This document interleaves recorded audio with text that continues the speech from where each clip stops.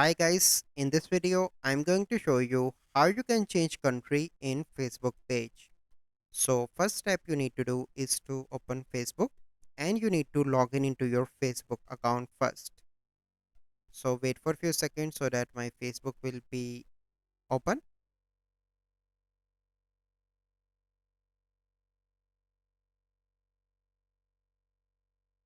Okay, now it is open and I already opened my Facebook page. So once you open, you simply need to come into the about section and here you can see contact info, add your address. So you simply need to click here, add your address, your city, your postcode, your neighborhood. So it is up to you. So once you add, so let's suppose I add New York.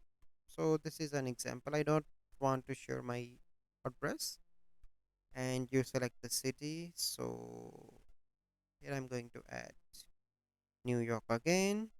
If you want, you can add postcodes and then you need to click on save. And now you can see that New York address is added on my dad Facebook page. So this is the process that you need to follow. I hope you like this video. Thank you.